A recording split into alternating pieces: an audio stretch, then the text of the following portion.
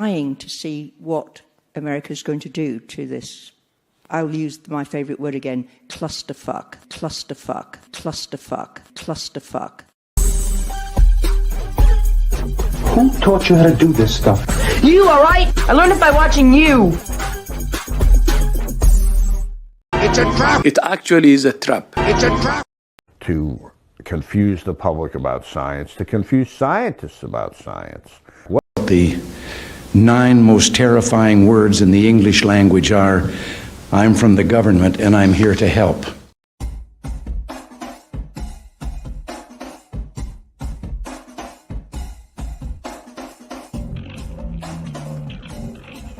You take away all the dangerous chemicals from what the cigarette's giving people and make it zero, and then try and tell me, well, could just be as bad as smoking. They like to compare vaping with nothing.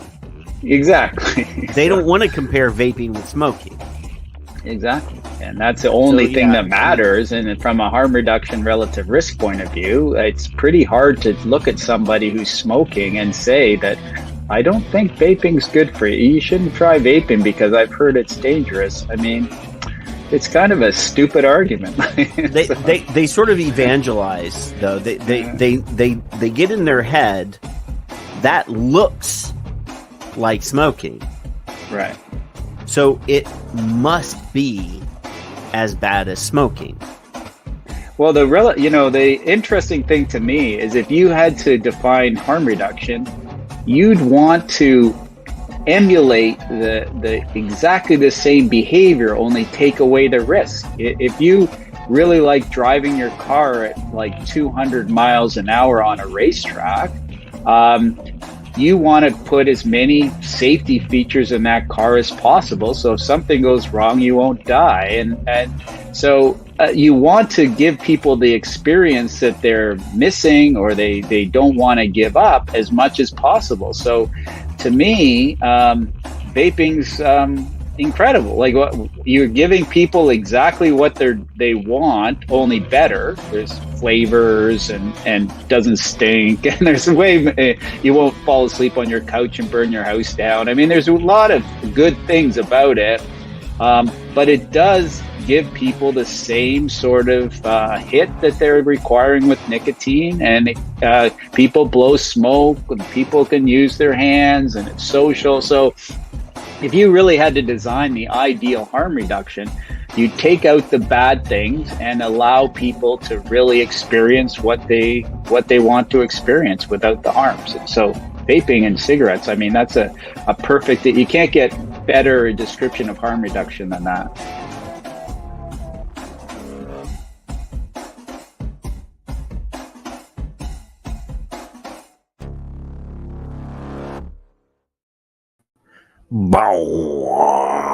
Well, hello, and welcome on this wonderful Friday evening.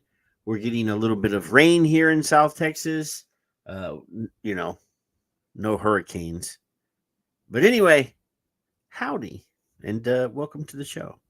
I hope everybody's had a great week, and we're gonna end the week with a little fire at the end of the show tonight.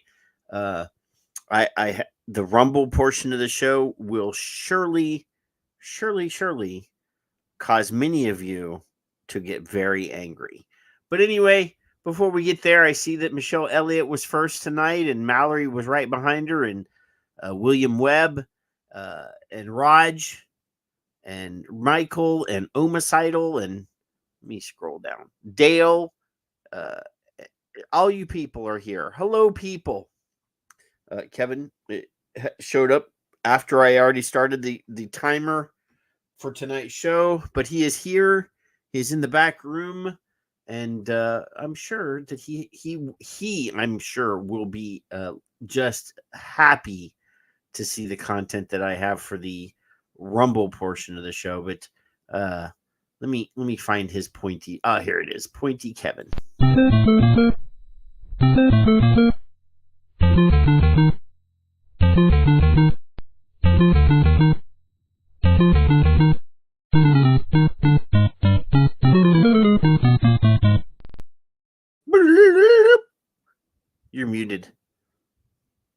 Kevin is talking and he's muted.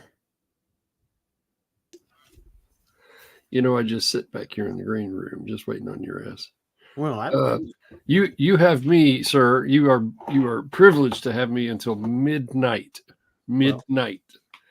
Well, we can do that. We can. Wife has actually, if you look at the content, Kevin, I didn't look. There's not as many articles as normal tonight, but there are quite a few in the Rumble portion of the show. The Rumble portion of the show tonight will probably be longer than normal, but I have a question.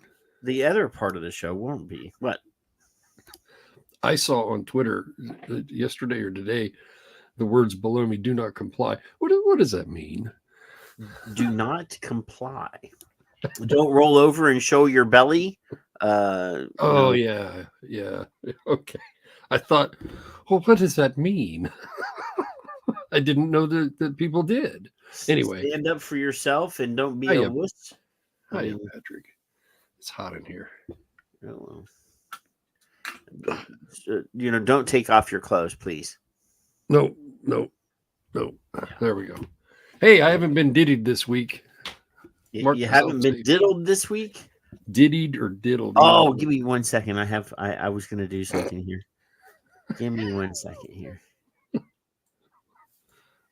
And Dustin is really glad that his hero is going to be a grandpa now. Who's his hero? Slim Shady. Who are the real Slim Shady? Yeah. There, I fixed it. You fixed what? I don't know. We'll see if you notice it. I don't notice shit. I don't have my glasses on. I don't know nothing. So how was your week? Well, there's still a couple people without power. I'm 1,500 miles away from the fucking Florida coast or whatever it is, and there's people here still without power. Well, so, yeah, in Ohio, not like everywhere else. Don't there's get people in Ohio that don't have power. Yeah, as of this morning, go that far up. Well, the remnants of we had Katrina. And I was in a retail setting for 4 days in the dark during Katrina. Wow. Which is nowhere near Florida. Anyway, so the devastation across the eastern side of this country is that's all right. I don't live there. I know. Do you have any power outages? No. Didn't even come near you. How the fuck does it get up here? Anyway. Yeah. Texas, we've had our share this year, so it's somebody else's turn. You always do. Yeah. But nothing too crazy, Kevin. Kevin, I will say, and Dale, if you do require the use of medication to control your blood pressure, and you will be around for the Rumble portion of the show, and you are a parent or a grandparent, I suggest you take your pill. Was all I'm saying. Thanks, Dale. I appreciate the question. Especially if you have kids in a public school. That's all I'm going to say. Oh, my goodness. Oh, I know what you're going to say. And if you have any relatives that are school teachers, unload your guns. I'm just telling you now. That's all I'm saying. Yeah. I did see that tweet, and I hope I at least favorited it because it's buried by now. Damn it. Well, that's actually that particular one that Phil tagged us in. I think it was Phil. I think so. I don't remember. Is in the actual beginning part of the show. There's even worse content than that one. With the Winder? Yeah.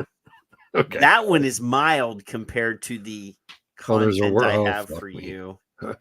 Take your blood pressure medicine. In the second portion of the show. I highly suggest if that's in there. How was your week?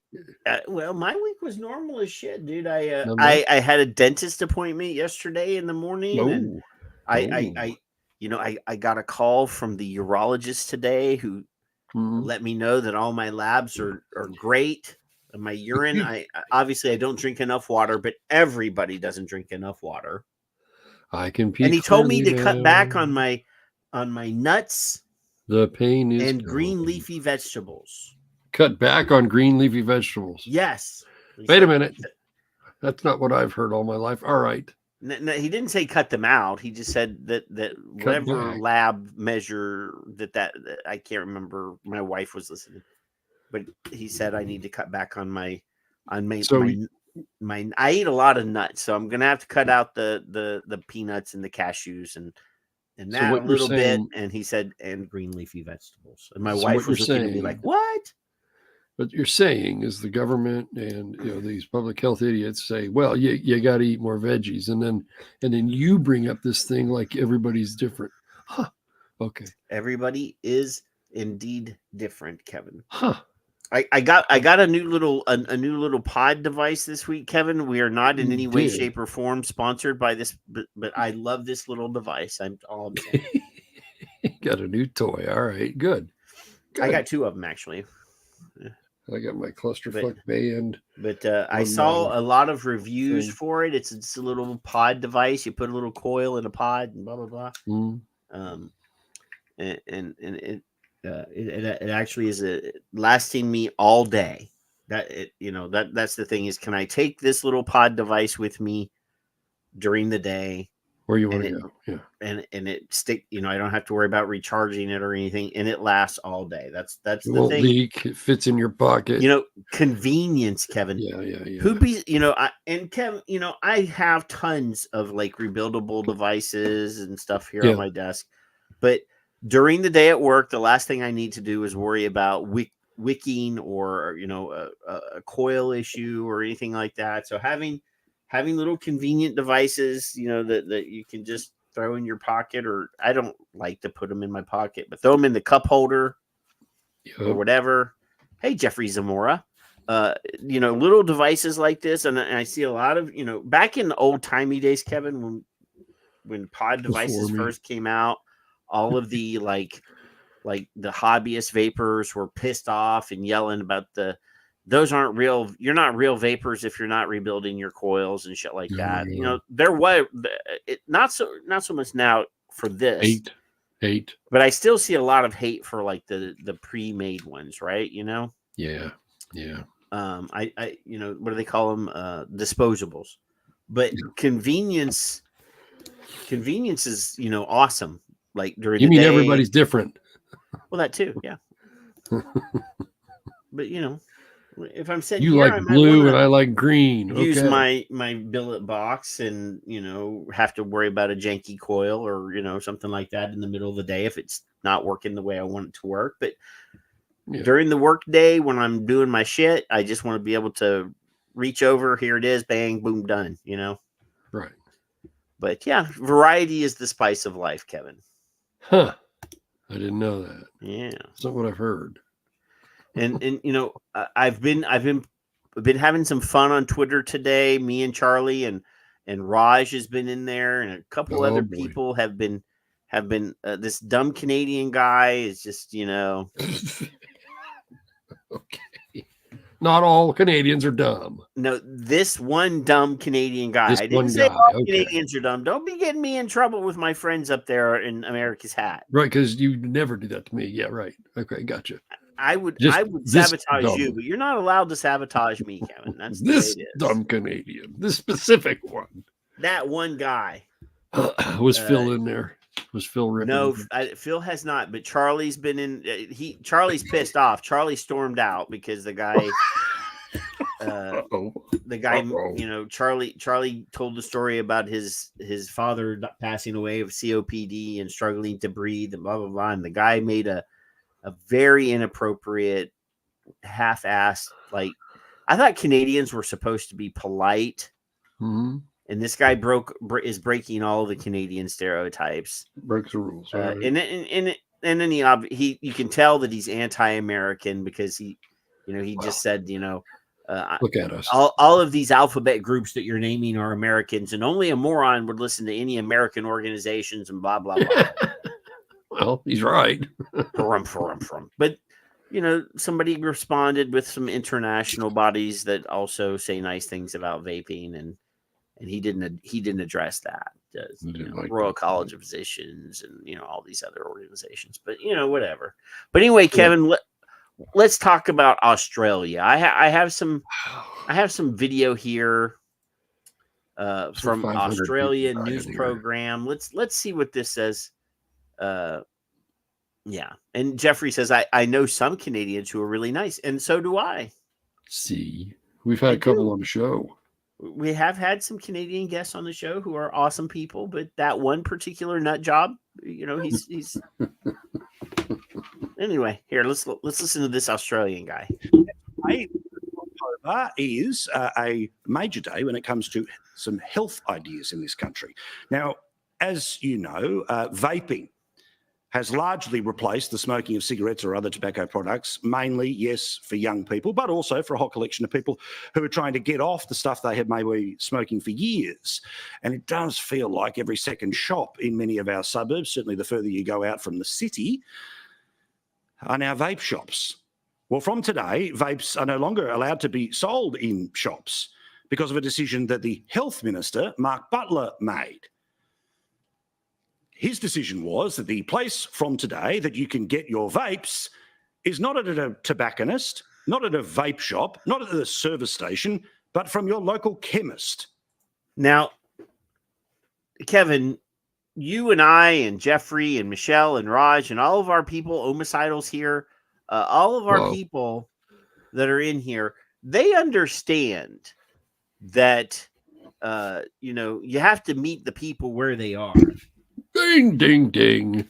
And people are at the convenience stores. People are at, the tobacconist. They're driving by. There's a vape shop, whatever. They pull in there. People don't want to go to a farm. Now, look at this picture that's on the screen, Kevin. There's a woman standing at a window looking through a piece of glass. Yeah. Looking at a pharmacist person. Who doesn't know shit normally. Who doesn't know shit. Now, obviously, Kevin, people like us, Jeffrey and Michelle and all the people that are lovingly watching the show, Dale and all these people don't want to go to a little window on the other side of the pharmacist. The pharmacist is looking at you and ask for a vaping device. Because that person, one size fits all. Well, not only that, Kevin, but just the othering that's going to occur. I'm going to use a social justice warrior word. The othering that will occur when that person on the other side of the window is judging you for what you're buying. Mm-hmm. Because we already know that the Pharmacist Association in Australia has already said we don't want to sell these products. We don't endorse these products. We don't endorse these products. We don't like the fact that some of us are going to stock this product because a lot of them said we're not going to do it. So it makes it easier, doesn't it? Right. So now a product that has been available in a plethora of places has now been relegated to one place. Yeah. Well, where the person that's selling you the product doesn't want you to buy the product. They don't want to be selling the product. They don't want to know anything about it. They don't even want to be bothered to learn about the product. No. So, you get this situation here. Now, Jeffrey says one place legally. Yes, Jeffrey, we know that any product, if you tell me tomorrow that bullets are not going to be legal in Texas, I can probably find 150 black marketplaces to buy bullets. Oh, shit. We said Australian. Look who comes in. Pippa. Look at that. Yeah. So Pip is in the chat. So now they're cutting down access. Now you're going to, not only do you have to feel bad that you're buying a product because the person on the other side of that window is going to be going, you're one of them. Tisk, tisk, tisk, I can't believe I have to sell this. So you're going to just go to the convenience store that readily has combustible, tobacco cigarettes. Or the van. Or the van. Go meet Jimmy at the park and he'll, sell you a vape Big out of the vape back Jimmy. of his truck or car. Big vape Tic Tac Paul. Yeah. It just seems to me this whole thing, there was no consultation from what I mean, obviously we know that they had some nicotine hearings and essentially all the testimony that was provided by the pro vaping people was ignored. They didn't go to the pharmacy people and say, hey, what do you think about this? Because like I said, they've just come out and said, well, we're not going to a lot of them have come out and said, we're not going to sell that. Yeah. So, yeah. All right, let's keep going.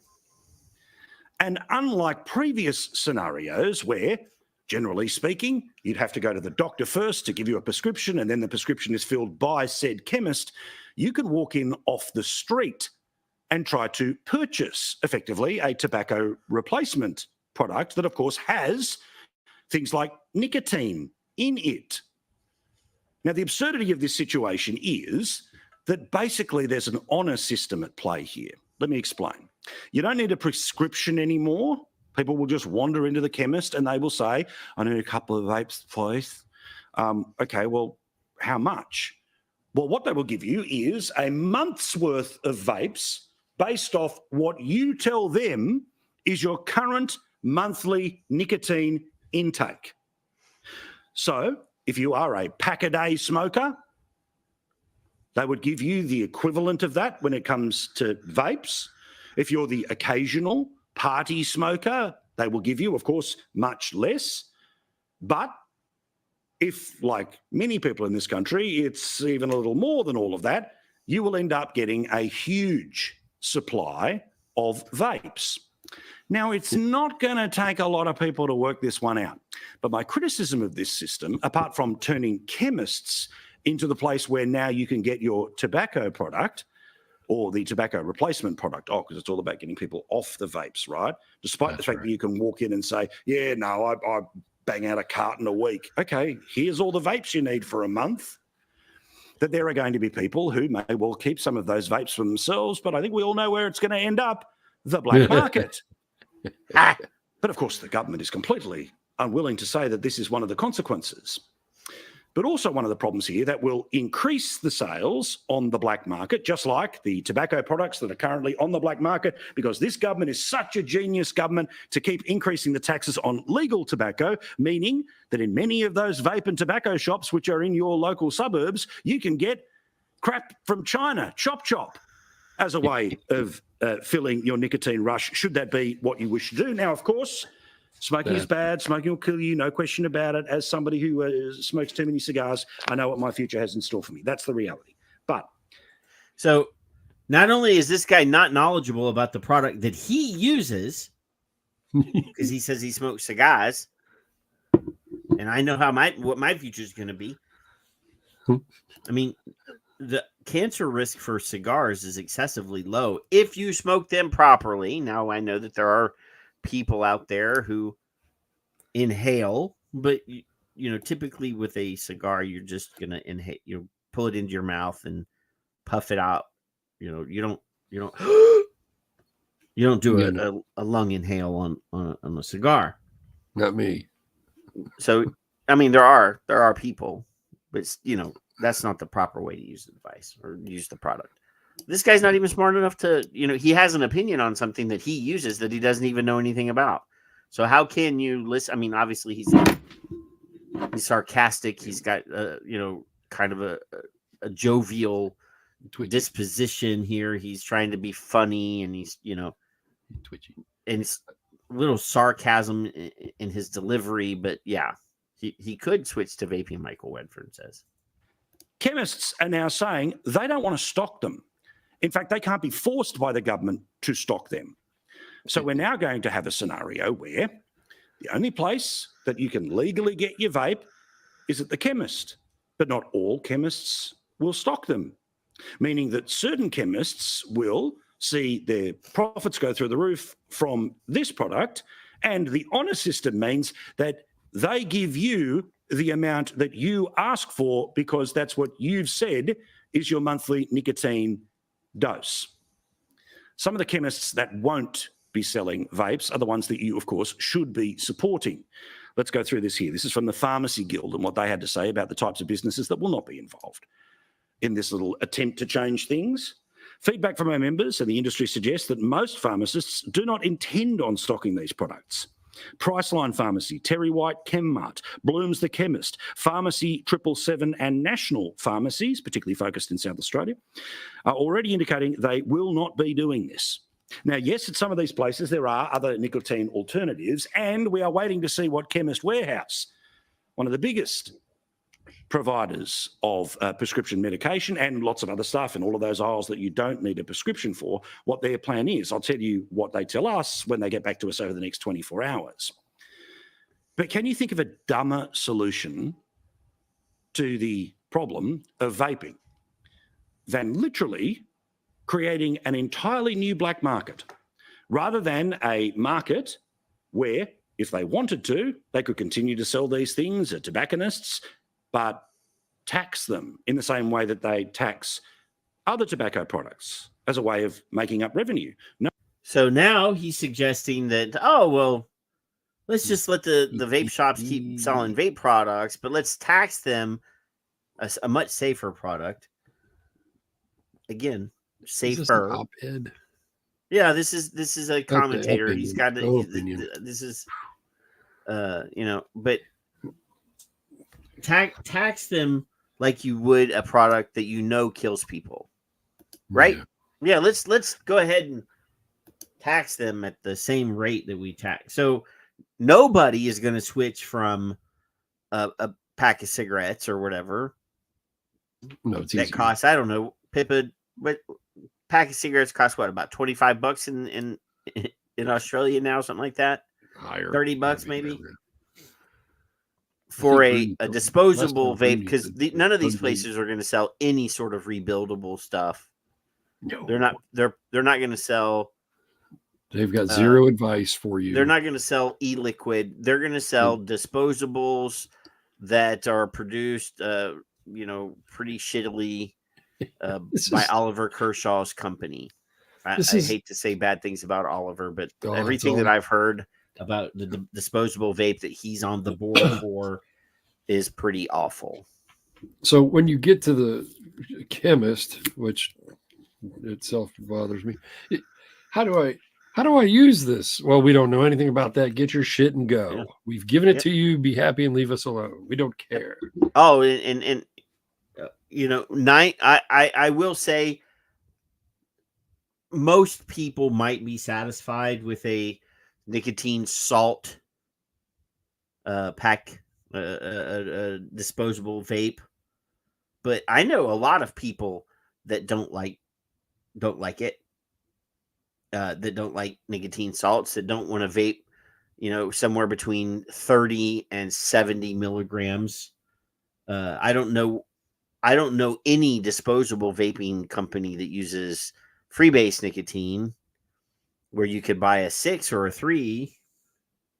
I could be wrong, but I don't know of any. I don't know. So yeah, and if you go to the window, Kevin, and say, "Hey, do you have freebase nicotine, or do you only have salt nicotine? Is it tobacco free nicotine?" Yeah. Nothing like stigma at the point of sale, right? So they're going to say, here, how many packs of cigarettes? A pack of 20 cigarettes is $40 to $60 legally. In the black market, it's $15 to $20 for a pack of cigarettes. Now, when I was a smoker, Kevin, I smoked 2 packs a day. Yeah, that would cost me $80 to $120. Yeah, at the time, yeah, and I was paying I think the most was like $5 a pack. So that was still costing me $10 a day, $70 a week. Mm-hmm. But you skipped lunch, so you're fine. Calm down. But even their black market price is $15 to $20. That would be $30 a day. Yeah. At its cheapest. That's Yeah. Janice and I together 3 a day. Yeah.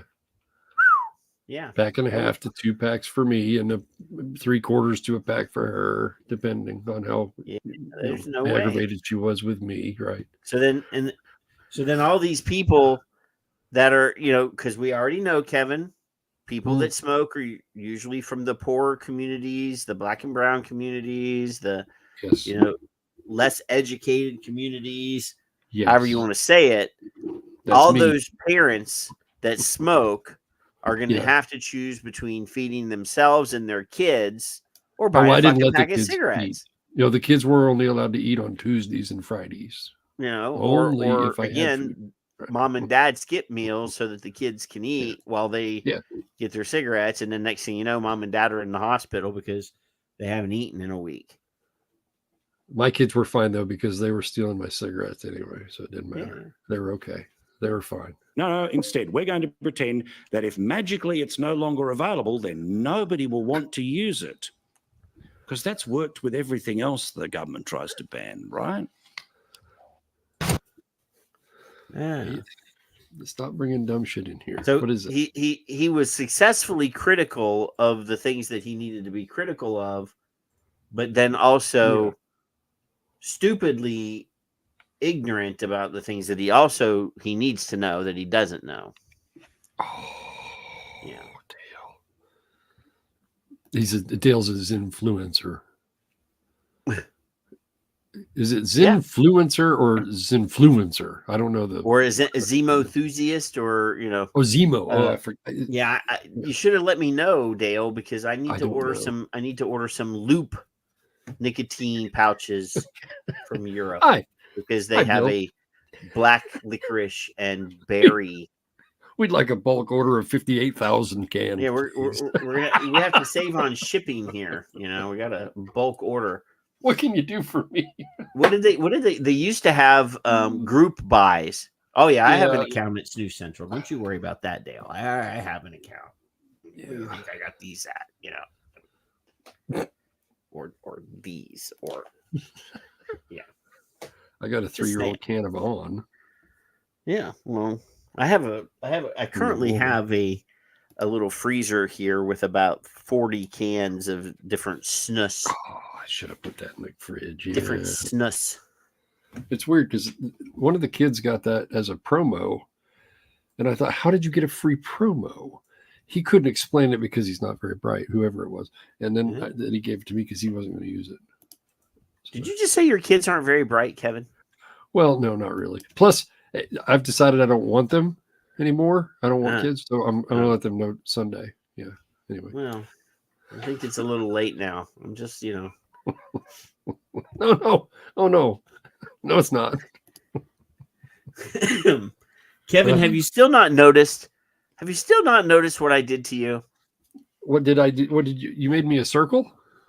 Well, we did that last week. I've got you so. Okay, Diddy, for Christ's sake. No, I didn't. I can't. Well, I guess I can see it if I look hard enough. Well, I don't care. I don't have any baby oil though, so it's gonna go raw. Anyway. Going dry, boys and girls. Yeah, I can't afford all that baby oil. 1,000 fucking cases. So not only is the misinformation in Australia at full speed about the pharmacies and the blah blah blahs and all this stuff, but look here, firefighters report here. It says unsurvivable hotel blaze could have been sparked by a vape pen. And look at that horrible picture there of the hotel. So it says an early morning blaze that tore through a hotel in Burwood may have been started by vape batteries. Firefighters worked to put out a fire on the second floor of the Bath Arms Hotel after it broke out about 5:45 a.m. Heavy smoke was seen wafting from the venue, and the front room of the building was completely engulfed in flames. One accommodation room in the 2-story pub was completely burnt in the blaze, which took 35 firefighters and 8 fire trucks to put out. If anyone was inside, this would not have been survivable when our firefighters got there, says Superintendent from the fire department, Adam Dewberry. Fortunately, the occupant had already left for work. About 20 people were evacuated and the fire burnt under control in about 20 minutes, and there were no injuries recorded. It says here, Fire and Rescue New South Wales, or NSW, is investigating and believe the source could be lithium-ion batteries from vapes. Multiple vape batteries were found on charge in the room. Boys and girls, do not leave your batteries on the charger when you are away. Right. That's what I'm saying. Stop setting yourselves on fire. And don't leave them in the charger overnight. That's just bad. Bad. Jason says it could have been a sex toy. Jason, do your sex toys use the same lithium-ion batteries as your vape does? Were you staying there? Seems kind of. He's right though. Yeah, the Dewberry said the occupant confirmed he left the cheap style vape batteries charging in the room. Dewberry said the batteries were very flammable and could catch fire during a blaze, even if they are not the source. Yes, if they get a certain temperature, if there's already a fire and you put something that's, full of chemicals that produce energy, there's a lot of potential there for bad stuff to happen. Yes, I had Michael Redfern is correct. A cordless drill I had in my hand. Kind of smoked for a second, and I thought, boy, that sucker's hot. I walked outside of the customer's home. I laid it on the ground, and I watched it burst into flame. No. See, I have this massive power bank here, Kevin. This thing is like 70,000 milliamp hour. This thing is like, it is huge. This thing is I could charge my laptop like 4 times with this thing. Your laptop and your sex toys at the same time. Look at you. And I would never leave anything plugged into this, and I wouldn't be charging this unless I was nearby. I am guilty. I do the ear thing overnight. This, whatever this is, Bluetooth thing. No, well, I'm assuming that's lithium. This is the charging pack for that. Now this is charged. I will put this into this, but I won't leave this plugged into the charger overnight. Gotcha. This will be the one that catches on fire. Says that his ultra penetrator personal item uses 4 21700 batteries. Is that the Penetrator 2000? Yeah. So I'm just saying, use your battery safety, brain when you're charging. Setting yourselves on fire as a goal. Yeah. I've tweeted that 100 times. Yeah. Let's not be idiots here. Who doesn't love a good fire? That's all I'm saying. Soul penetrator. Capital letters. Excuse me. Oh. What other kind of bullshit do you have for us, sir? Well, I'm loading fires. They're causing fires down in the penal colony down there. It's over there somewhere. Wait a minute. It's over there somewhere. Yeah. Here, let's look at this one. This is just a short little video. This is about bathrooms in schools, Kevin. Oh, not the one that you think it is, but yeah. Well, that doesn't matter to me. Every time you say bathroom in school, I just already my sphincter muscle puckers inward. So do the kids. Surfacing of the Detroit Lakes community page shows bathrooms in the Lake Park-Audubon High School being locked up. It was this photo up on your screen now that started the buzz. With the caption, "They now lock the bathrooms all day except lunch. Way to go, advocating for your students."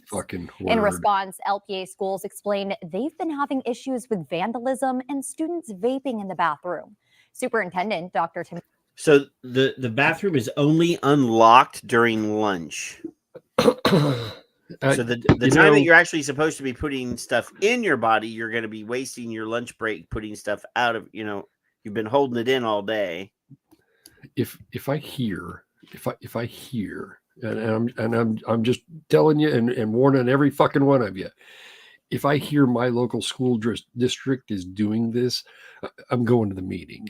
And then I'm going to say, if you want those bathrooms locked, your bathrooms will also be locked. Otherwise, you can fuck right the fuck off and out the fucking door. Mm-hmm. And I don't think they'll let me back into the next school meeting. Probably not. Follow up. I'd love a follow up because I don't have any kids in the school. But why are you people allowing this bullshit to happen wherever that is? This is in Detroit. Fuck. This is Michigan. Timothy Godfrey says this is a proactive approach, and there are several other bathrooms. Locking the bathroom is proactive. All right, here, come here, Jimmy. Got to get your catheter on before first period. Yeah.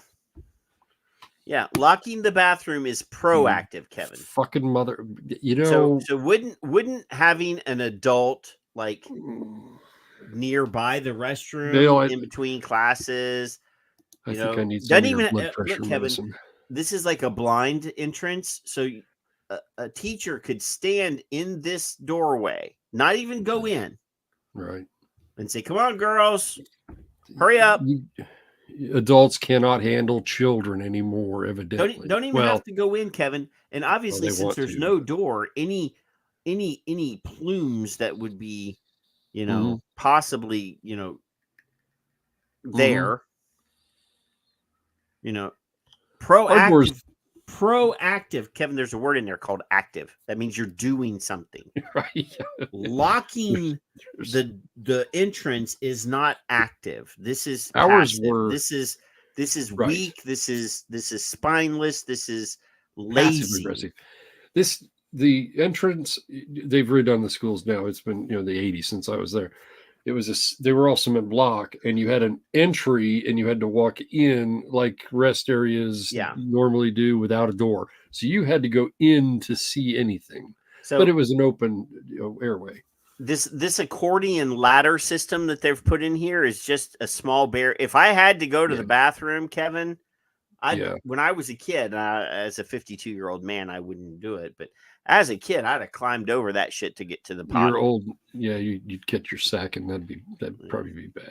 I would. It dangles so low, but I'm just saying that garbage can would have been turned over, and I would have been stepping onto the garbage can and climbing over that fence to get into the shower. If I were that child, I would find the teacher's lounge and piss in their lounge. I'd just shit on top of the fucking teacher's desk. I mean, I was a bad behavioral problem in school, Kevin. In fact, I suggest it. I highly suggest it. Or the first time some kid needs to go to the bathroom and the teacher won't let him because there's a locked bathroom door and the kid gets up and goes and pees in the corner. Yep. Did it say junior high, elementary? Because I don't pay attention to your shit. The Detroit Lakes community page shows bathrooms in the Lake Park-Audubon High School locked up. High school. Oh, yeah. There should be photo up on your screen now that started the buzz with the caption, "They now lock the bathrooms all day except lunch. Way to go, advocating for your students." In response, LPA schools explained they've been having issues with vandalism and students vaping in the bathroom. Superintendent Dr. Timothy Godfrey says this is a proactive approach, and there are several other. This is from a PhD educator who apparently doesn't understand what the word proactive means.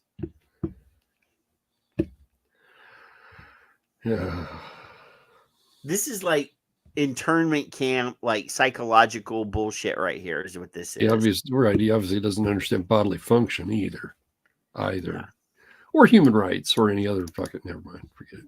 Yeah, I mean, this is the type of stuff that they would do in prison camps to control the populace. Well, yeah, and if you piss yourself, we'll beat you. Yeah. So now you've got accessible to all students throughout the day. The lunch commons location is not. Yeah, Michael Redfern, they did leave a handy receptacle right there for your human waste. You've got I'm throwing out the politically correct bullshit. You've got girls who need to change their tampons to begin with, there should be never, ever a reason to put a child of that age in that position to not be able to do that. I don't know what that means. I don't know what it entails. I'm not a girl. I've never experienced it, and I don't care. They should never feel. Shut it. They should never feel uncomfortable doing that, ladies. I'm not trying to let's demonize their natural bodily processes. Let's make them more embarrassed. Guys can go out and piss on the side of the building if they need to, and hope to God nobody's fucking peeping at them from science class, but ladies cannot. Yeah, the first time a kid at school goes and takes a leak in the corner or pisses on the teacher's desk, their parents are gonna have to go to the school board and say, look, you locked the bathroom so my boy couldn't pee, so where else is he supposed to go? Yeah. Or you want him to have a bladder infection for holding it in. Yeah. Or you want to have a girl that has some sort of female problems because she's not able to void her effluent. Come on. I mean, or her pad won't hold if she doesn't whatever it is, whatever them girls do. None of my business. Or her pad can't absorb enough, and then it leaks out on her brand new white britches. Just fucking Hey, let's go to the UK, Kev. We're just gonna be international here. This is a new report that was just released in the UK. Cheeseman, Chief Executive for Action on Smoking and Health, because another story that we've got today is that the number of people who vape, who've never ever smoked tobacco, has soared in the last 3 years. So that's great. That's 1 million people that would have smoked who are using a safer product. Yeah, that's a victory. We saved 1 million people. That's awesome. Oh yeah. By 7-fold, which can't be very good, can it? Hazel, very good morning to you. Good morning. We've always been told, have we not, that vaping is better than smoking. So if you're going to smoke, it's better if you vape. But it's better not to vape if you don't do anything. Yeah, that's it in a nutshell. Vaping is much less harmful than smoking. So if you smoke, switching is positive. But for that's a heat not burn thing right there. Somebody was going to get me one of those and never did. I really want to try it, Kev. Me too. Send all the Patricks to me. I want to formulate my own opinion on this stuff, I do kind of want one. I've just never. I don't go into the. So now they're saying the only legitimate way that you can take up vaping, Kevin, and I have been in this category where I don't want people that have never smoked to vape. I say vape to you, sir. I said I have. I didn't say I still do. Oh, I know. I'll throw you under the bus. But that's just because it was beaten into me, because part of the FDA approval process is to be able to prove that your product does not create new initiation of nicotine, which is a bullshit nuance that nobody's going to fucking listen to. Hey, Patrick, when you turn 21, I don't want you to drink. Fuck off. So I don't want you again means you want. This is 1 million people. Yeah. See, Adam says that the heat not burn. Hey, Adam rarely comes to our shows anymore. Heat not burn was kind of exactly what I expected it. Well, I loved smoking cigarettes. But it's kind of like a cigarette, but it's not. But it's if that's what it is. If that had been here before vaping, I'd probably still be doing that. But I do know. Yeah. I do know from what I understand, Kevin, is that the heat not burn still smells like cigarettes. Okay. Well, I would not really want 100 of those. I would want one to try. Yeah, I just want to try one and pass it on. One of these times I'm at the airport and I'm walking past the duty free, and they have one. Yeah, I'm gonna get one. But yeah. So these people want to take a positive, something that you and I and everybody in this chat room would see as a positive. This is a million people that won't ever pick up a cigarette. I tweeted my tweet in here, and now I'm tweeting in here.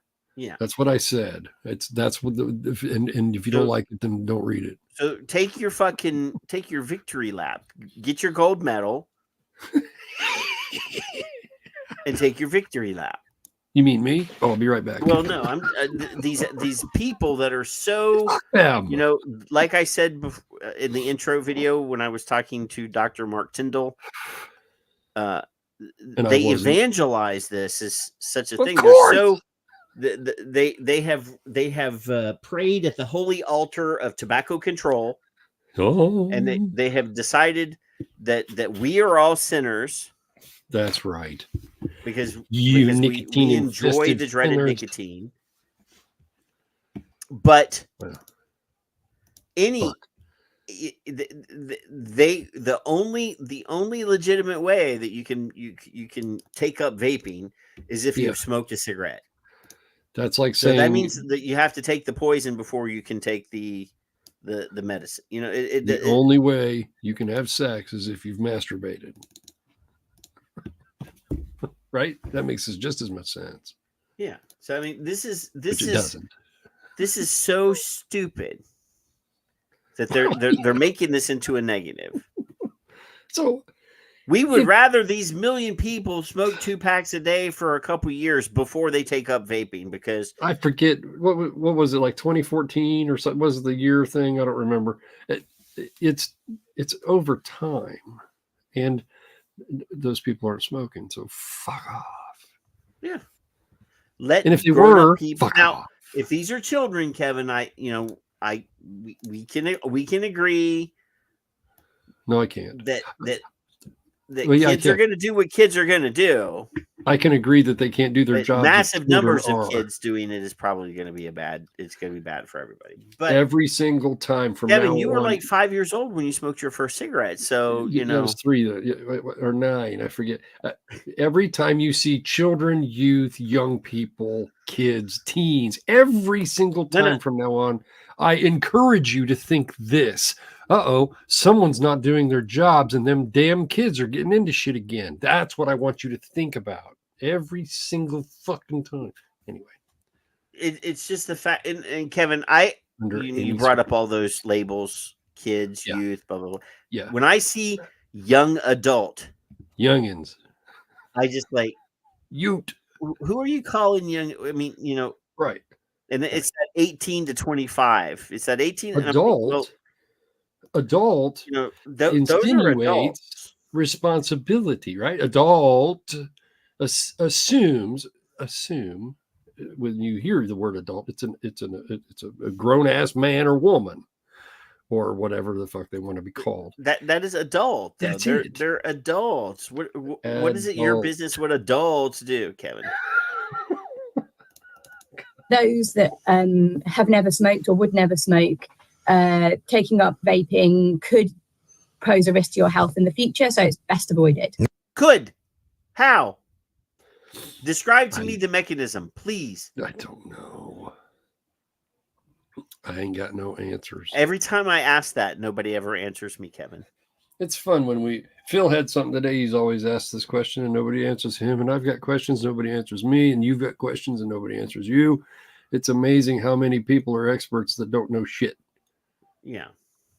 Yeah. How you doing? Yes. But that doesn't seem to be working as a message, does it? If 7 times the number of people are now vaping who've never smoked, people are obviously going straight to vaping. Well, we've definitely seen an increase in people that have not smoked vaping. And this data also includes people that have smoked a little bit, but not smoked regularly. And probably in this million people, there are some people who would have gone on to smoking. And so the vaping is diverting them. And that's broadly pretty positive.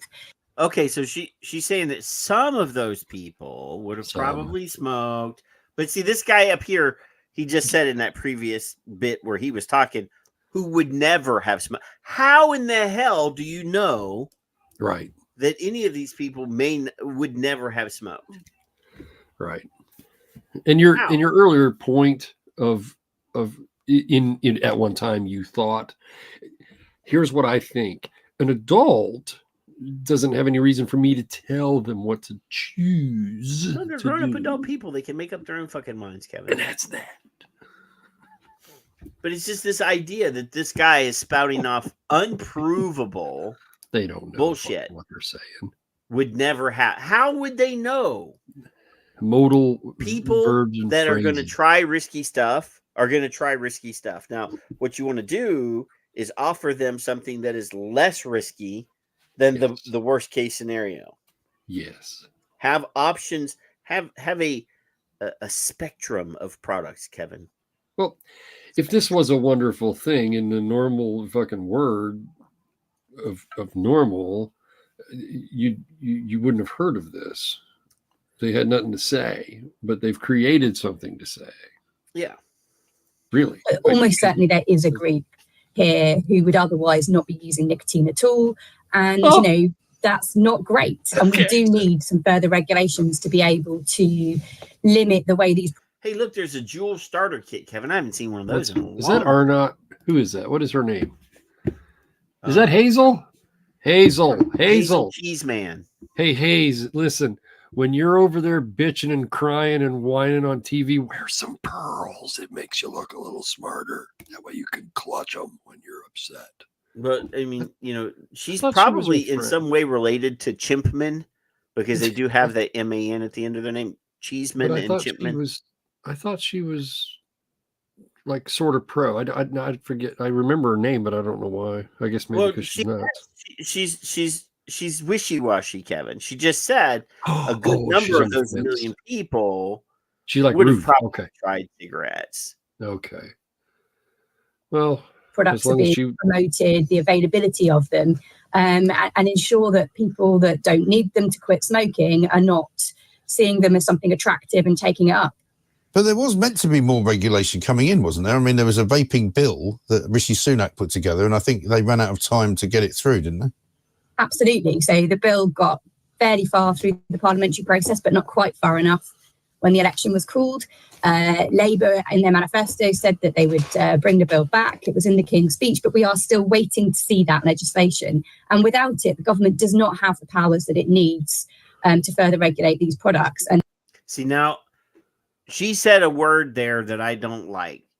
She said government and power in the same sentence. In or out of context, no. and I don't like the idea of just giving the government more power over people's lives, Kevin. Yeah. Oddly enough, my name on the show here is Son of Liberty Radio. I don't like the idea. I think the government should have as little power as at all over anyone's day-to-day life. Exactly. Call me crazy. Yeah. But, you know, having one dictator or 350 dictators in Washington, D.C. Yeah.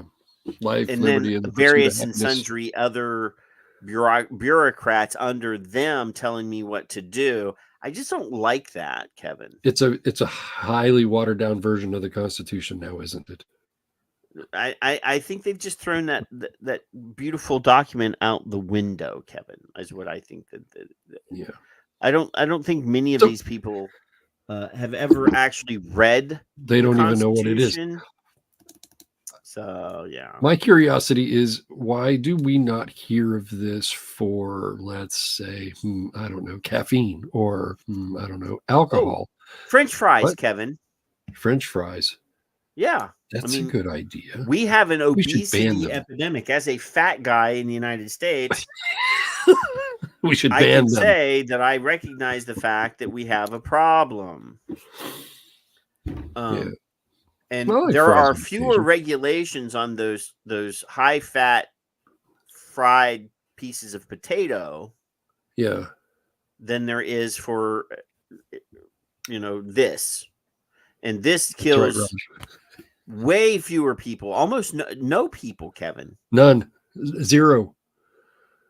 I'm obligated for, I think it's Charlie would have to correct me, $200 on that offer of like, I think it's $9,600. Kevin, I will say that there have been instances where this was associated in a way with somebody's death.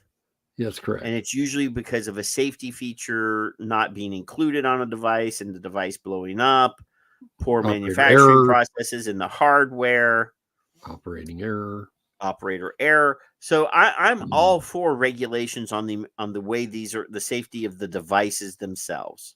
Really, generally, and I'm going to say this: battery safety. Having some sort of electronic in the device to prevent the battery from shorting out and causing problems. I'm all for that. Consumer electronic standards. Yeah, any more than any other product that we use. Really. This will kill you. Let's have these machines that we're putting liquid in and inhaling from be as safe as possible. Let's have some rules on how they're manufactured, and you can't shoot them out of bazookas because that would kill you. I would think that would be a high powered weapon that would be just it would take your balls off, and nobody wants that. So they could be dangerous. Back in the day, you could buy a piece of metal tubing. With a couple springs and some contacts. We're on enough lists. And you put a high-powered, high voltage battery in there, and that could be, there's some problems. I'm assisting you. Not all mechanical mods are unsafe. I have a Gus mod here on my desk somewhere that has a fuse in it to prevent it from shorting out and blowing up, and I'm all for that. Dangerous. This could be dangerous. I mean. It could. Yeah. There's, just like your cell phone could be dangerous because it has. Look at my knife. Yeah, well, I could kill someone with that. It ain't fucking huge. Kevin, don't make terroristic threats on my show, man. Could, might, modal. Just saying, don't get my channel struck because you're talking about killing people. That's just not a good idea. What is Michelle up to over there? She called you a dick. Dick potato. Hey, by the way, Logan, he had these French fries and Mickey D's, and I was like, "Can I have one?" He said, "No." I said, "Okay." He said, "Oh, you can have one, Papa." And I took it, and it was cold, and I thought, "Oh, that tastes like shit." Yes.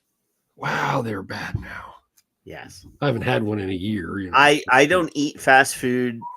Like I don't want him purposefully. To. I have an ice chest that I carry. I put a granola bar and a couple bottles of water, and that's peanuts. I carried peanuts in my truck. That's what I carried. The doctor said I have to cut back on my nut. I don't care. Not my problem. So,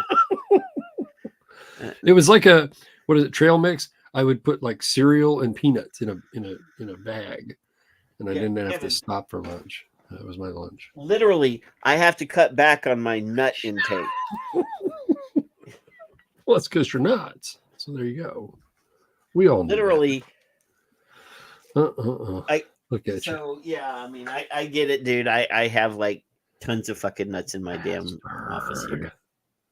Bastard. And it's really getting quite urgent now that we see this bill tabled. It's been written. And is this government, Labour government, in support of it then? Yeah, as I say, it was in the manifesto, in the King's speech. They say they're going to do it, but the clock is ticking. If they don't take these, they need to take the powers, then they need to produce the regulations, and then they need to implement the regulations. These things take time, but you've got to start with the legislation. We've got to get that bill before Parliament. Well, maybe if you buy, maybe you buy Keir Starmer a couple of pairs of shoes or something, he might speed it up a bit. Yeah, unfortunately, the budget doesn't stretch to that. Yeah, it is ridiculous, isn't it? Because all I know is that whenever I walk around town, there's more and more vape shops that seem to be opening, and more people just vaping. Excellent. Good. Awesome. More and more vape shops opening means. And let me ask you, Mr. Happy Pants, do you want to vape? No? Then fuck off. Nobody's forcing you to.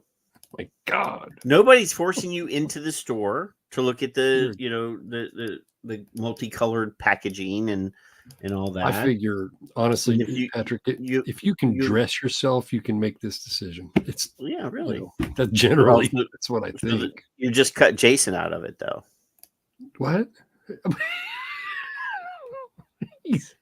You leave not Kevin alone. Well, he's not in the show tonight, so I feel like if I don't pick on him a little bit, it'll be peanuts aren't sad.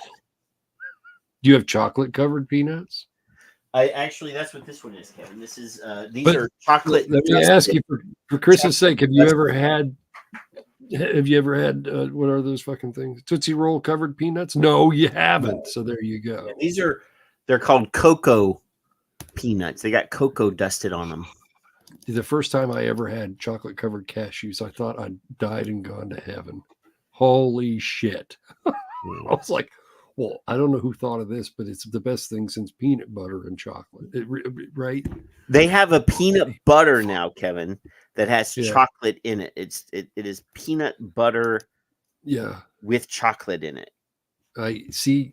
It's in a can. I don't know if I don't. No, it's in a jar. It's like in a peanut butter jar. Reese's makes it's it. It's gotta be glass. No, Reese's make a peanut butter jar. Holy fuck! Now see. Then I know what I want. Put it on bread, and then you can have a peanut butter sandwich, but it's got chocolate in it. Yeah, I don't know if I'd like that on bread. Anyway, well, bastard, they didn't ban all vape shops because of the firebombing. They banned all the vape shops because they just want to tell everybody how to live their lives in Australia. I mean, it is a penal colony, so the current government just thinks that they're the wardens. Pippa, is that you? What are we up to for the fire bombings? 148? Is that what it is? It's getting up there. I know it's up. It's over 100. We created a black market, handed it over to the drug cartels, and drug cartels know how to take out their opponents. Next, they'll be having Colombian neckties. Huh. Back in the drug war days, you guys that are too young may not know what a Colombian necktie is, but that's where they slit your throat from here to here and pull your tongue out through your neck. I've seen a few of them over the years. It's just stop using terrorist things on your show. No, I'm just saying that's what they're going to do in Australia next. Algorithms all pissed off over there. Being around on the street, Well, most of the people that are vaping in this country are doing it as an alternative to smoking, and that is absolutely so. Full stop. That's all you need to fucking say. Most Shut up. People that are vaping in this country, even the 1 million people that never smoked, are doing it as an alternative to smoking. That's what she just said. Harmful alternative to smoking. Shut the fuck up. Positive from a public health point of view. But, we have had this growing problem with young people, people under the age of 18 and people, non-smokers. People that would have been smoking under the age of 18.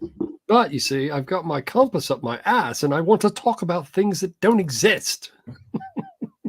Hazel. Where's my friend? My friend needs to do a clusterfuck for just, Hazel. That's in her country. Somebody tell her using to these products. It is relatively easy to fix. We know that it's the very the bright colors, the ways in which these products are being promoted, which has driven the appeal. And those things are pretty easy to solve with the right regulations. But without the legislation, as I say, the government doesn't really have the powers that it needs in order to address the problem. No, I see. Well, Hazel, thank you very much. What? Now, Kevin, did she say power and government again? Yeah, twice. She's yipping off about packaging and colors. She didn't say so. What did she think that old people, adult people, grown-up people, people above the age of 21 or 18 in the UK, are colorblind? That they don't enjoy things that are brightly colored, that look okay, that are. I just don't get where these people think. It's like the Dick Durbin argument that, well, only kids want something that tastes good. The same thing here. Only kids want things that are in nice packaging. I have a name for that. It's got a hashtag. You ready? The psychotic nanny state. That's what they are. Very much indeed. Hazel Cheeseman there, Chief Executive of Action on Smoking and Health. I must admit, I'm not one for regulation. I'm not a massive fan of regulation. I think we've got too many regulations, to be honest. I mean, if people want to vape, I would imagine they should be allowed to, shouldn't they? Yes. If people want to vape, they should be allowed to. Are you asking me? I mean, That's complimentary. I mean, I know that you guys over in the UK, you like to have a king and you like to have people tell you what to do, but you know, wow, you're stupid. That's all I'm saying. Yeah. So, Kevin, you just insulted 40% of our audience. No. Those people are stupid. Just the ones that are. Oh, okay. Not you know. I gotta look this up though. They kept saying the King's Speech, and I think that's kind of like the State of the Union. Is it okay? All right. I don't know though, so I'm gonna have to ask. I'm gonna ask Google here. What is the King? What is this? What is the King's Speech?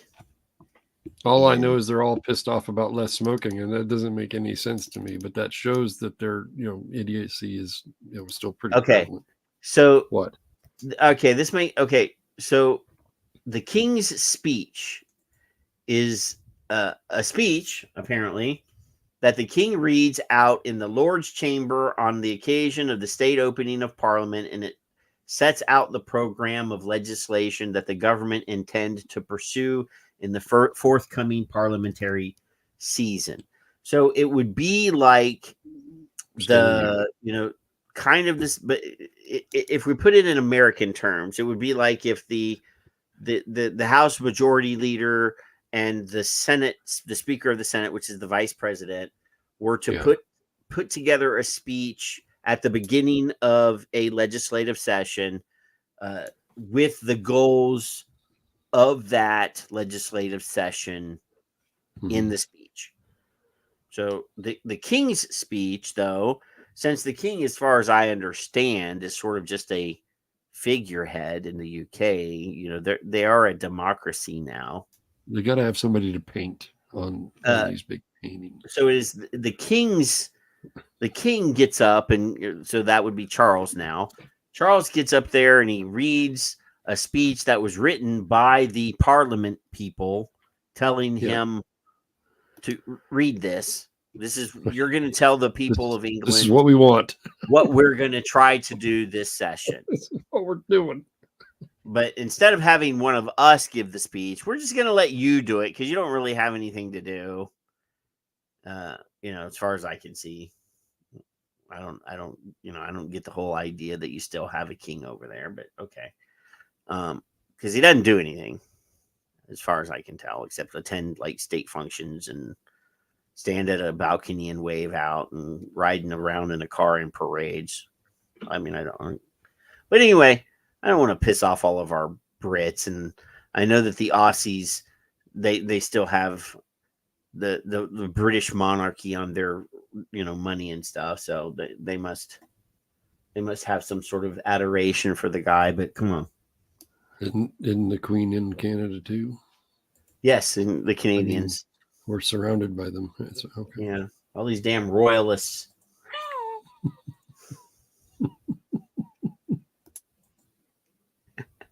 But anyway, Fuck Kevin, your tea. Since I was speaking on the UK here, let's go with this positive article from the UK. This is Ealing Stoptober team offers vapes to help quit smoking. Oh, well, see, there's that million people right there. It's all their fault. This Stoptober, Ealing Smoke-Free Services is introducing a new program to help residents quit smoking. It is launching a swap to stop scheme. See, I never liked it when the Brits use the word scheme, because here in America, when you say scheme, that's usually got negative connotations to it. You're a schemer over there. You're scheming. Yeah. Offering patients access to free e-cigarettes as a healthy alternative to smoking. Working with Totally Wicked, which is a old vape company. They've been around for a long time. Offering patients access to free e-cigarettes. Oh, I already read that. Ealing community partners will provide people with a vape starter pack, including a device and e-liquid tailored to their preferred strength and flavor. That's right. As e-cigarettes become the most popular method for quitting smoking, the scheme aims to support residents making the transition. Katerina Manginis, Kevin, that's it. Manginis, service manager for Ealing Smoke Free, said, with personalized advice and a range of tools like e-cigarettes and nicotine replacement therapies, there's never been a better time to make the change, Kevin. E-cigarettes are estimated to be 95% less harmful than at least 95. See, they 99.4. It's like Dove. Yeah. To join the Swap to Stop scheme, patients must complete a referral, either self-referred or through their GP, be a current smoker, and undergo a carbon monoxide test. They will also take part in an initial session where staff will assess their needs and devise a personalized quitting strategy. Ealing Smoke Free Services provide a free 8-week program to support smokers through their quit journey. Kevin, this is very positive. This is unusual for us, yeah. This is the UK though. I mean, this is not here, but you know, you get a free device to start out with. You get counseling and customized, tailored service just for you. No, this is what vape shops do, Kevin. This is insanity. This is what the Australians don't get. What's the world coming to?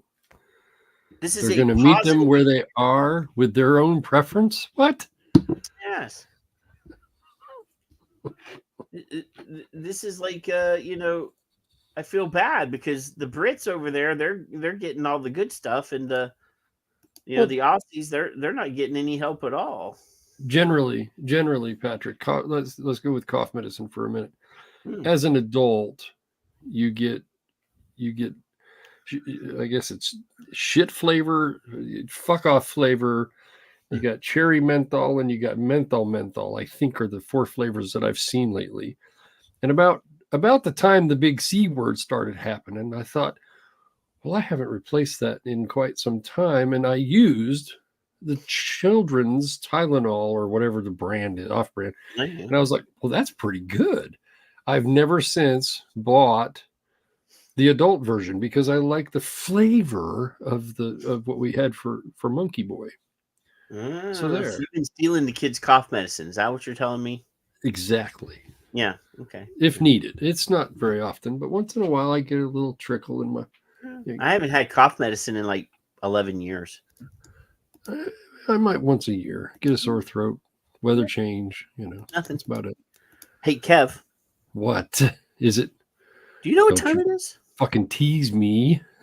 You know what time it is? Here, kitty. It's time for the Vape Cats of the Week. Wow. Now, Kevin, you did not provide any tweets. Nope, didn't like you, didn't want to, didn't care. So we only have 3. Go good. We only have 3. Well, this is from Ariel Celia, and a friend of ours. She does some research for some research people. We should have her on as well. She's probably too smart for us. Well, that's not hard to. That's a low bar. You can't. So this is an interesting RCT, which is a randomized control trial. Kevin, it's the standard of a high nicotine diet equivalent to 3 tomatoes a day leads to improved markers in patients with Parkinson's disease. Maters. And then there's a link to a study. And if you click on that study, it says the effect of a nicotine-rich diet with/without redistribution of dietary protein on motor indices in patients with Parkinson's disease, an RCT. And we'll just go down here to conclusions. The result of our study indicate that nicotine consumption in an isocaloric diet, while preventing a decrease in anthropometric indices, leads to improvements in motor indices and a reduction in alpha synuclein levels. Additional larger RCTs are required to validate these studies. Even in that conclusion, I have words I'd have to look up. But there are words. For future reference, you should always go to. They're saying here, We randomly divided 45 patients, so it's not a whole bunch, who were greater than 50 years old with Parkinson's disease into 3 groups, including nicotine-rich diet. That's 20 nanograms per day, which is not a lot. No. Group N, and there was 15 of those. Nicotine-rich diet with protein redistribution. So they changed their protein intake. Mm-hmm. And a control group, and there was 15 people. 15 in all 3 groups. In all groups, the diet were isocaloric, and participants received 6 meals and snacks. After 12 weeks, the Unified Parkinson's Disease Rating Scale, serum alpha-synuclein levels, serum. Oh, I can't. I could figure this word out here. Apolyprotein A, serum cotinine, and anthropometric parameters were measured in the 3. So one group where they didn't change their diet, their protein intake, and gave the high nicotine. Another group where they gave a nicotine-rich environment and changed their protein intake, and a control group. Yeah. And the patients that had the high nicotine, whether they were in the we change your protein group or not, all 30 of those people showed improvements in their Parkinson's disease. Is essentially what that says, Kevin. So, no, you'd have to have. I think the last count was like 940 semi-truck loads of tomatoes to make an ounce of. Yeah. It's insanely low. We're talking about nanograms, Kevin. It's all in the wording. So vegetables should have a nicotine warning, as I've said for years. This is addictive. You got to be careful. Don't watch the children. Mm-hmm. All right. So then the next one we have is from our friends over at Reason, Kevin. They're fairly smart people over there at Reason. We have a couple friends that are fellows of the Reason Foundation, including Skip now, who just had a birthday. She turned 21 this week. Now, is she? I thought she was. Is she with Reason? I think so. I thought she was just. I could be lying out of my ass. I don't know, but I think she is. Anyway, it's possible. But yeah, Brian Fochik and a couple other people that are our friends are fellows of the Reason Foundation. While American nicotine use has evolved dramatically over the decades, public guidance on the relative risks of nicotine products remains stuck in the past. And there's a link to a Reason article by our friend Michelle, who has been on the show. Michelle Minton. She is with Reason. And her commentary here is the case for a Surgeon General's report on e-cigarettes. And the problem is that the current Surgeon General is an idiot. Greg's already given him the book. So I don't know if we want that guy writing a Surgeon General on. Well, they don't write it anyway. They don't write it. They just take the credit. Yeah. Says nearly 2 decades of research on e-cigarettes has repeatedly vindicated e-cigarettes as a lower risk alternative to combustible smoking. And it's a wonderful piece by our friend Michelle. So you should definitely go read it, because it is really long, and I'm not going to sit here and read the whole thing because Kevin wants to be done by midnight tonight. That's right. Well, I do. I don't care what you do. You're your own person. I hope you have not unpersoned me, Kevin. I'm not into all that PC bullshit. No. I have a very the time I'm having is getting worse for trying to be politically correct. So, and then the last X post of the week, Kevin, is from Elliot Overton. And Elliot says, "This is the ultimate threat on nicotine, a pro-metabolic, anti-inflammatory, performance-enhancing, dopaminergic, neuroprotective powerhouse." That's a new word for me. Dopaminergic? Yeah, I've not heard that before. That's dopaminergic. Wow. Yeah. Well, them are smart people words. Learn how this unique substance supercharges the brain, improve focus, cognition, and memory recall, maximize learning and productivity. These are all things that we already know, Kevin. But, we also learn how nicotine can be protective against a variety of health conditions. Parkinson's, dementia, IBS, depression, schizophrenia, COVID, blah, blah, blah, blah, blah. So they don't want you to know it's a fairly well done thread from our friend Elliot, who I don't know and I don't follow, but if you click on his name over here, he is a nutritionist. He is followed by a bunch of our friends. So Tom follows him, some other people that are our friends. We haven't seen Tom in a while, actually, but I'm going to follow this guy.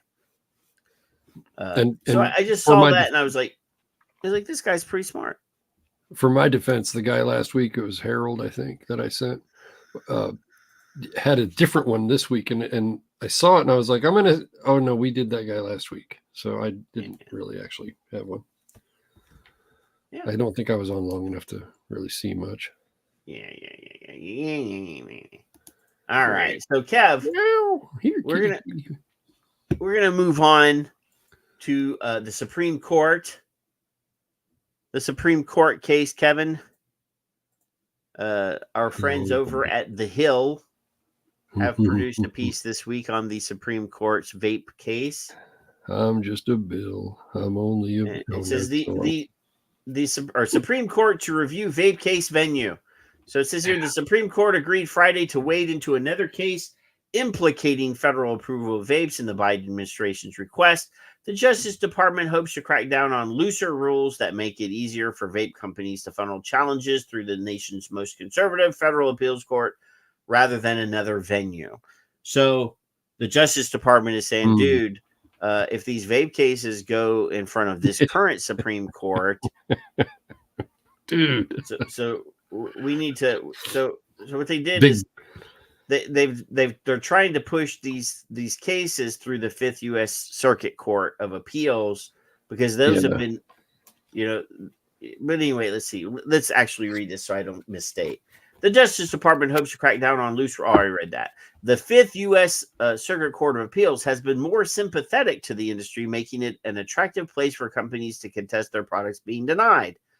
So the vaping industry has been trying to file cases in this specific group of judges because they've been more sympathetic to business. So it says here, this court should grant review to put a stop to that practice, says the U.S. Solicitor General Elizabeth Prolager. Under federal law, companies can challenge the FDA denying a new tobacco product in Washington, D.C., or where the company's principal place of business is located. The Fifth Circuit rule effectively enables it to host any tobacco company's challenge so long as its lawsuit has been joined by a convenience store or other retail seller within the Fifth Circuit's borders, which spans Louisiana, Mississippi, and Texas.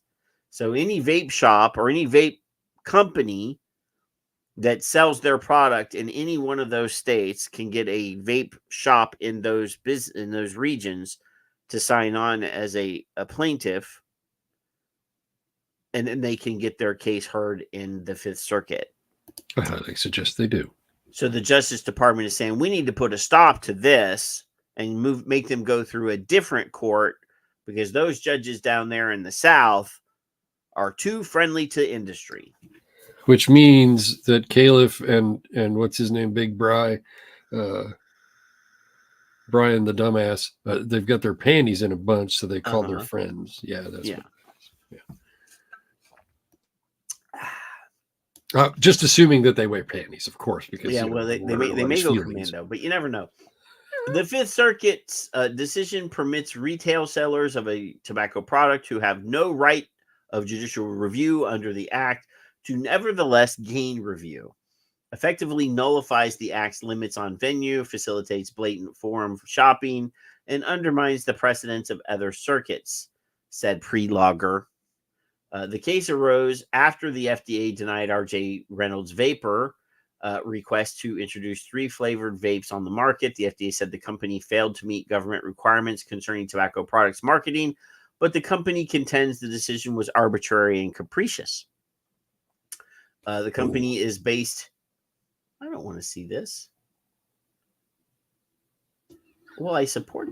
Do you support or oppose the Supreme Court? I support that. Sometimes. Bloomers. We need to have a audience. Why am I giving all my personal information to this stupid poll right in the middle of my fucking article here? Well, there you go. Yeah. The company is based in North Carolina, and the federal appeals court located there and in D.C. already had precedent on the books unfavorable to the manufacturer. So instead, filed its challenge in the Fifth Circuit alongside Avail Vapor, Texas, and Mississippi Petroleum Marketers and Convenience Stores Association. The federal Avail is also not in Mississippi, Louisiana, or Texas. They're in one of the Carolinas as well. No. The federal government attempted to move venues, but the Fifth Circuit said the additional challengers meant the case was properly brought. There is no circuit conflict over the meaning of this venue provision, and other vehicle problems abound, the company wrote in court filings, urging the justices to turn away the appeal. No matter which way the justices rule, they are not expected to address the FDA's denial. The Supreme Court only took up the question of whether the Fifth Court was the proper venue. So in a separate case, the court has already taken up for its upcoming turn. The justices will review the FDA's denial of other vape products from coming to the market. And both of these cases are expected by next summer. So R.J. Reynolds, the Justice Department, is saying, you can't keep putting all these vape cases in the same court. We don't like that. Because we don't like those conservative judges having, all the fun. Yeah, well. Yeah. But we mishandled from the start. Well, the whole thing has just been fucked up from the start. The whole system was not designed for what they're intending it to be used for. Nope. So, it's a pain. Their incompetence. Yeah. Just now, Kevin, we've done Australia. We've done the UK. Now let's give some of our Canadian friends some attention. Jugheads are us. I didn't. Now you just called all of our Canadian friends jugheads, Kevin. Well, yeah, I'm in a jughead group. That's what it's called. The jugheads. Yeah. Our first message, though, is for the Prime Minister. The increase in nicotine use amongst teenagers and young adults, which followed the 2018 federal policy change, legalizing nicotine vaping products without adequate guardrails, has reversed decades of progress against nicotine addiction. Canada now has essentially as many nicotine users as it had a decade ago. This happened. Again, are they using a safer nicotine product? I mean, is smoking down? I mean, I heard that adult word again. I still don't get what your problem is with grown-up adult people doing whatever the fuck they want to do. I just don't get it. How can it be a better world if they don't do as we want them to do? Huh? Huh? Huh? Huh? Huh? Huh?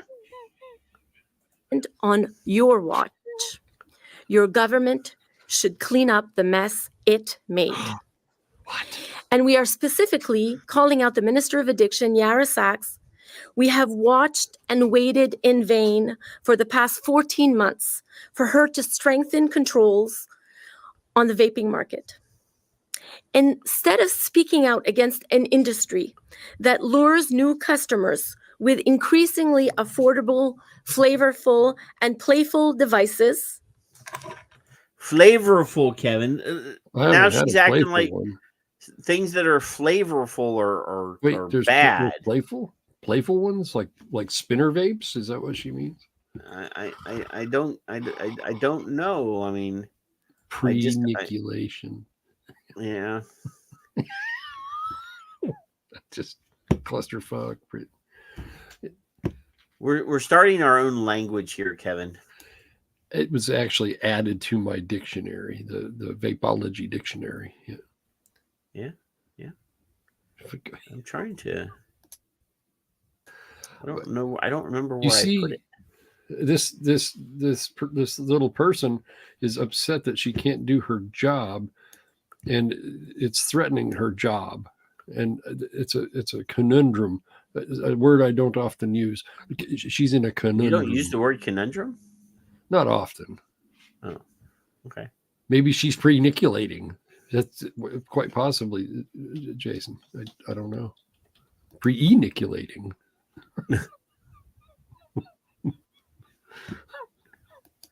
I'm just, I'm not sure I understand. There's buffoons on my screen still. What are they doing? Well, why are you talking to Jason like that? I mean, I'm not talking to Jason. I'm talking to these three idiots. Why are you so mean? Yeah. I'm upset with you, Kevin. Hey, let me tell you, Jason, Patrick's not on that list. Now you got something to brag about. There's a list? He's on a different list. My vapology list, yes. Oh. Yeah. Oh, here. You got to be pretty smart and get up pretty early in the morning to get onto that list. Oh, no. I think it is that. That's the reason we have laws around being 21, because their brain is almost fully developed at that point. Oh. She's talking about premature nicculation.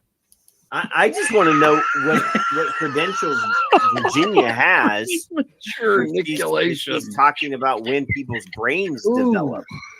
Premature nicculation. Now, this is why I'm here, right? This is why I'm here. Okay.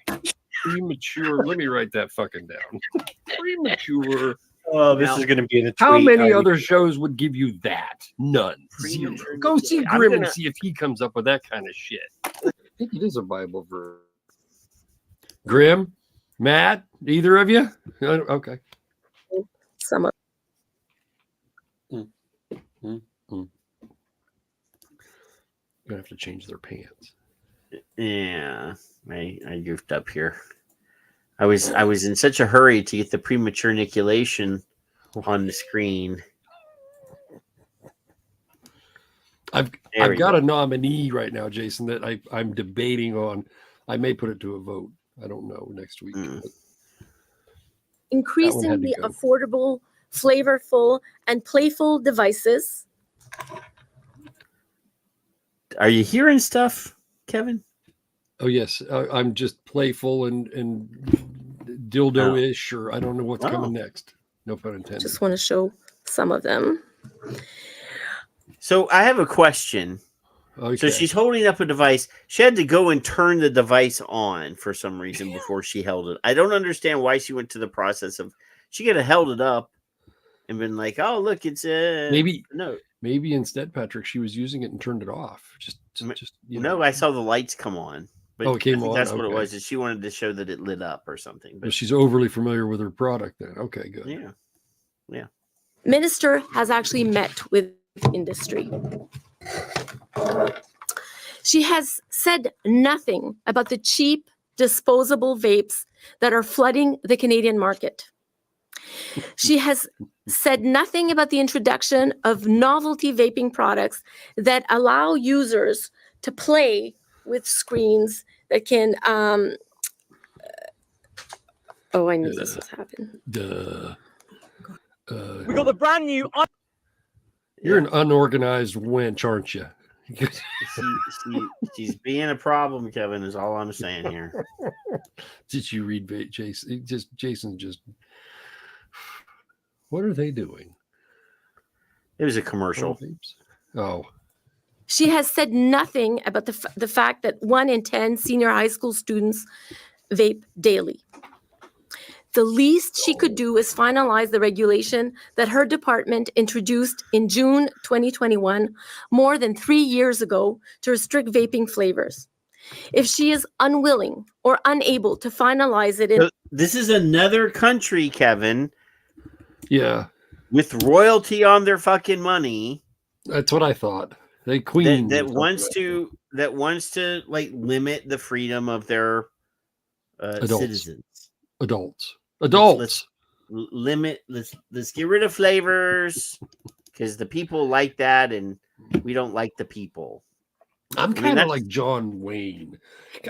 I always thought that the adults were adults in trying to use his tone, and the children were the adults were in charge of their own children, and that's the way I've seen it all my life. That's what you get for thinking.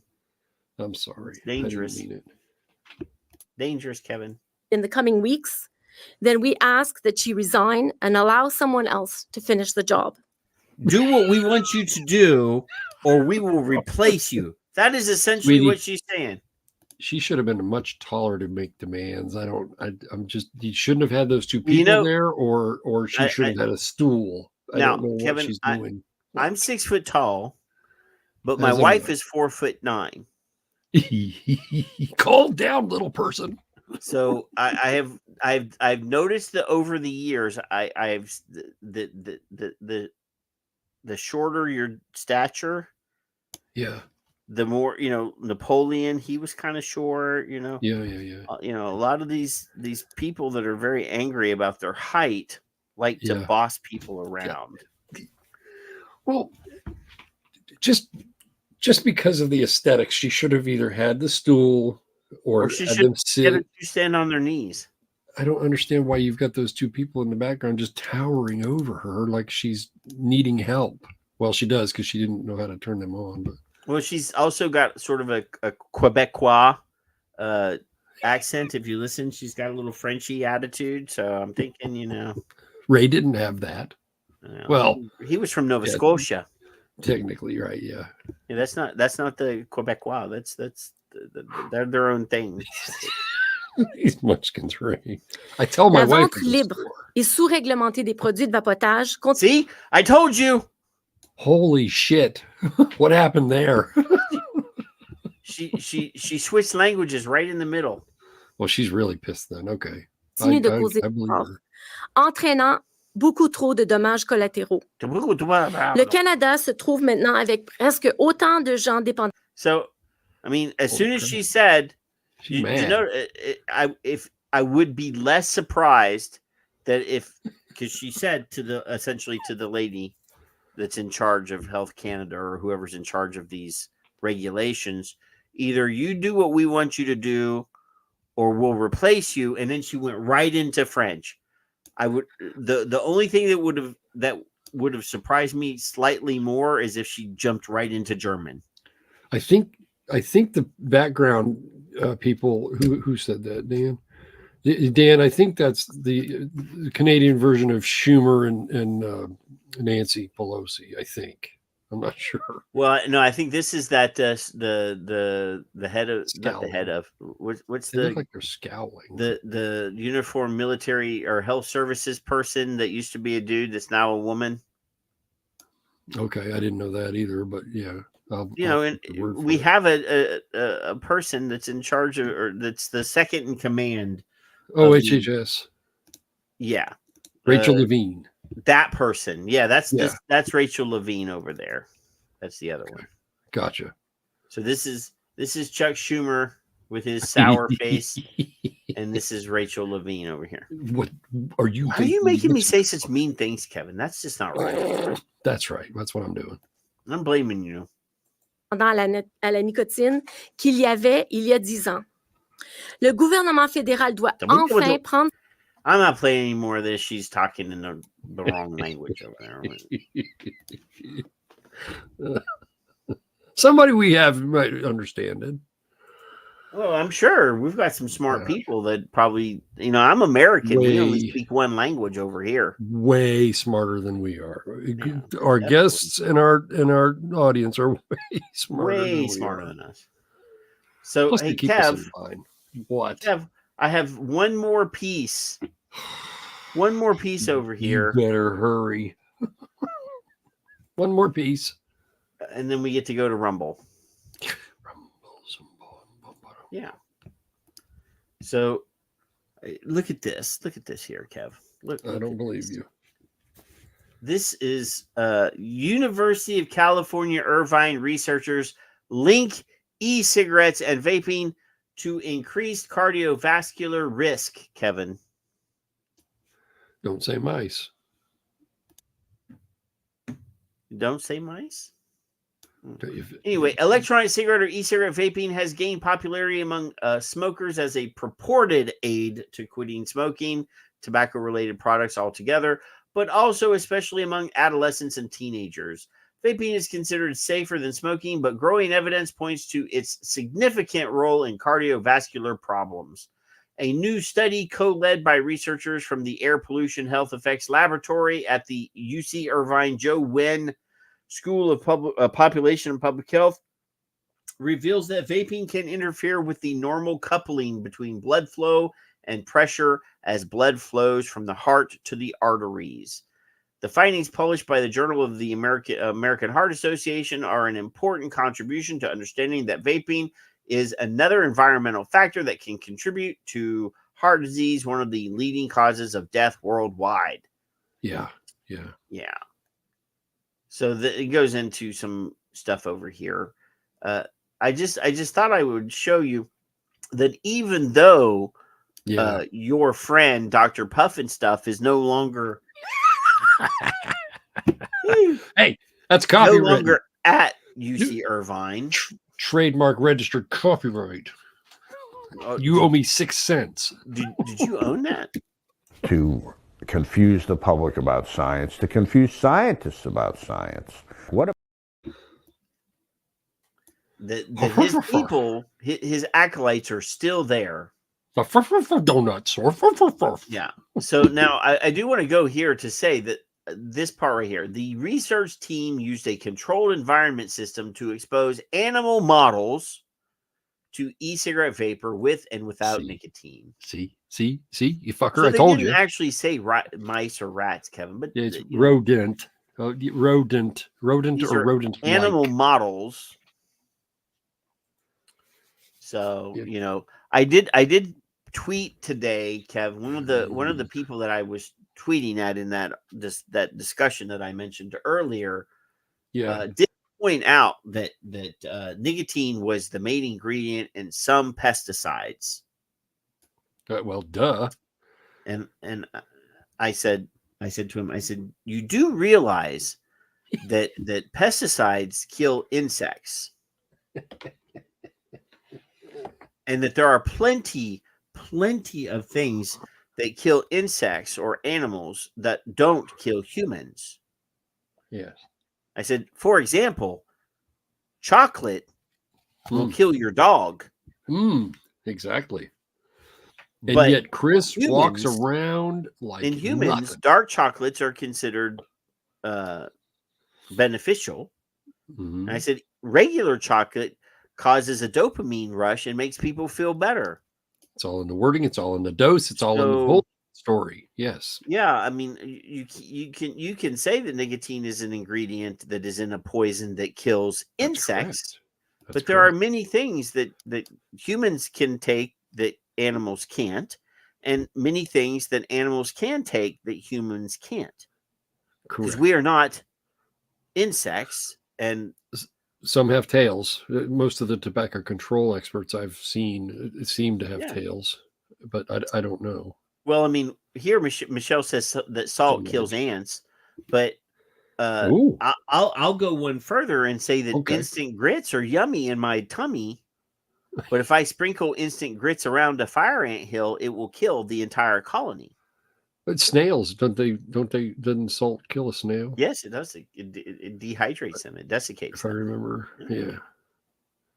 So yeah, I mean, but you just got to use it. And they didn't reply back to me after I said, I pointed out that. No. And before we flip to the rumbles, I want to commend Skip for her continued work in a thread from some dumbass who shall remain nameless, and along with that, some of us were getting a little snippy, and she kept going, and I said, "Be kind." She said, "I love her dearly. Be kind." I love her dearly. So yeah, y'all do what y'all do. She's awesome. She's our friend. We love her. I let her do her thing. I didn't want to involve myself any further from what she was doing. I see what she's doing. And I like that. I always do. So there you go. So if some of you seen it, then you know what I mean, and it's okay. All right, Kev. She is a rock star. Go refresh your coffee and pee or whatever. We're going to do a quickie. You got like 8 minutes. No, you're going to have to stay until midnight my time. Yeah, my ass. My ass. She has an appointment. She never gets an appointment on Saturday. We cannot be late ever for this. Anyway, shit to do. You know. Hurry up, crap.